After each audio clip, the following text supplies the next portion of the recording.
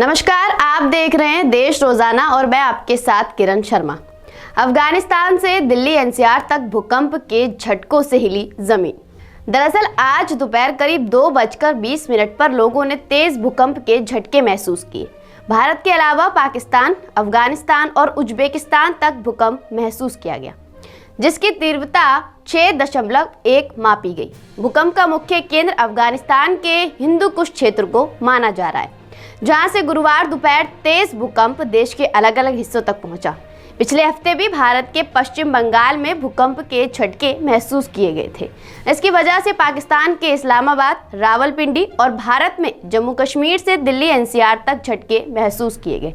National centre for seismology के मुताबिक अफगानिस्तान से दिल्ली तक पहुंचे भूकंप की तीव्रता करीब 6.1 मापी गई।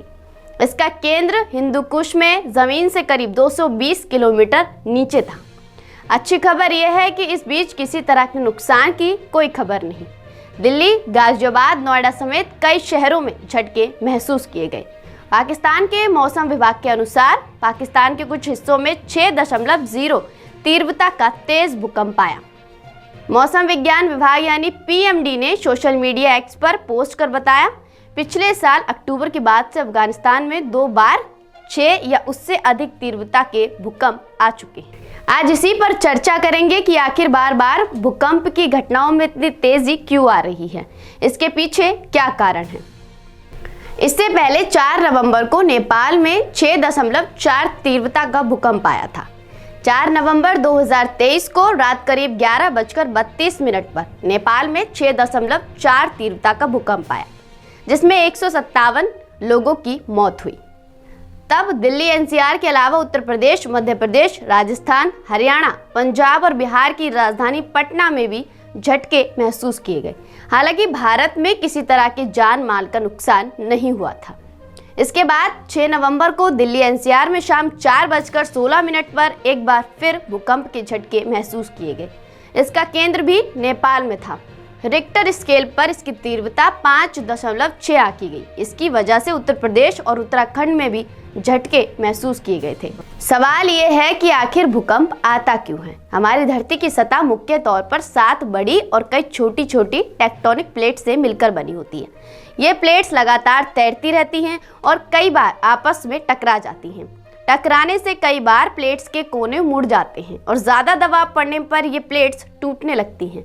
ऐसे में नीचे से निकली ऊर्जा बाहर की ओर निकलने का रास्ता खोजती है और इस डिस्टरबेंस के बाद भूकंप आता है। साल 2015 में आए भूकंप से काठमांडू 10 फीट तक खिसक गया था। नेपाल में साल 2015 में 7.8 तीव्रता के भूकंप ने भारी तबाही मचा दी थी। इस दौरान करीब 9,000 लोग मारे गए। इस भूकंप ने देश के भूगोल को भी बिगाड़ दिया था। यूनिवर्सिटी ऑफ कैम्ब्रिज के टेक्टोनिक एक्सपर्ट जेम्स जैक्सन ने बताया कि भूकंप के बाद काठमांडू के नीचे की जमीन 3 मीटर यानी करीब 10 फीट दक्षिण की ओर खिसक गई थी। हालांकि दुनिया की सबसे बड़ी पर्वत चोटी एवरेस्ट के भूगोल में किसी बदलाव के संकेत नहीं है। भूकंप आने पर आप अपना बचाव कैसे कर सकते हैं, यह भी एक बहुत बड़ी खास बात है। भूकंप के वक्त अगर आप घर से बाहर हैं तो ऊंची इमारतों और बिजली के खंभों से दूर रहें। अगर आप गाड़ी चला रहे हैं तो उसे रोक लें और गाड़ी से बाहर ना निकलें। इस दौरान किसी पुल या फ्लाईओवर पर अपनी गाड़ी खड़ी ना करें। भूकंप महसूस होते ही घर से बाहर निकलकर खुली जगहों पर जाएं। भूकंप महसूस होते ही घर या ऑफिस में रखे टीवी, फ्रिज जैसे बिजली के उपकरणों के प्लग निकाल दें और उन्हें बंद कर दें।